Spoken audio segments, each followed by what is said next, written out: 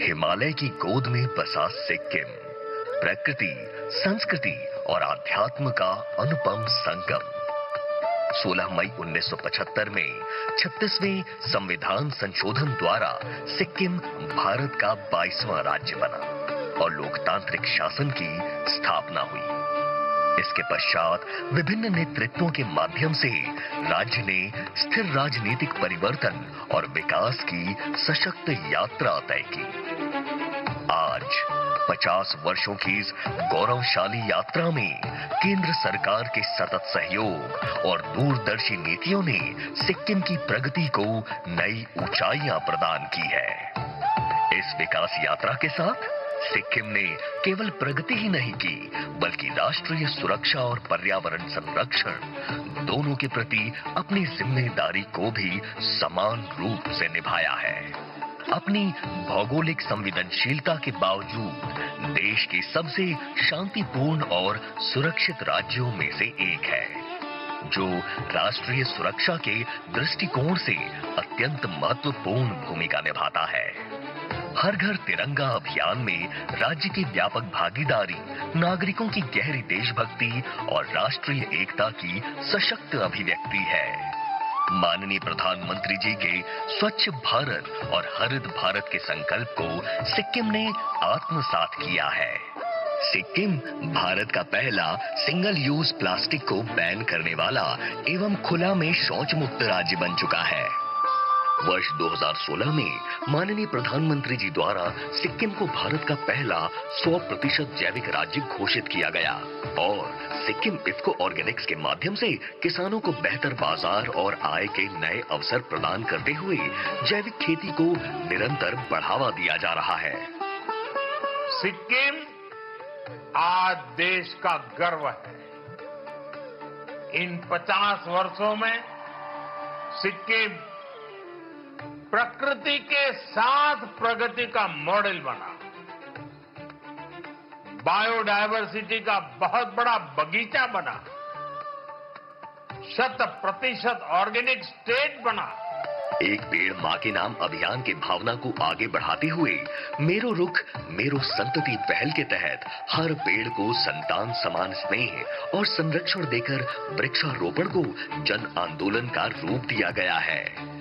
1975 में नगण्य बिजली उत्पादन से आज सिक्किम जल विद्युत का पावर हाउस बन चुका है। लगभग 8000 मेगावाट की जल विद्युत क्षमता के साथ आज सिक्किम देश के प्रमुख ऊर्जा संपन्न राज्यों में से एक है। आज राज्य में 4600 किलोमीटर से अधिक का व्यापक सड़क नेटवर्क विकसित हो चुका है, जो पीएमजीएसवाई जैसी योजनाओं के सहयोग से संभव हुआ है, जिससे दूरस्थ गांव से लेकर सीमावर्ती क्षेत्रों तक हर मौसम कनेक्टिविटी सुनिश्चित हुई है। 2014 में प्रतिवर्ष 5.6 लाख पर्यटकों से बढ़कर 2025 में 17.2 लाख से अधिक पर्यटक सिक्किम पहुंचे, जो एक दशक में 3 गुना वृद्धि को दर्शाता है। बौद्ध सर्किट के अंतर्गत रुमतेक, पेमायांग से ताशीडिंग जैसे प्राचीन मठों को जोड़कर आध्यात्मिक पर्यटन को भी नई पहचान मिली है। 1971 में 17.74% साक्षरता दर से बढ़कर आज 90.8% तक पहुंचना सिक्किम की शिक्षा क्रांति की स्पष्ट तस्वीर प्रस्तुत करता है।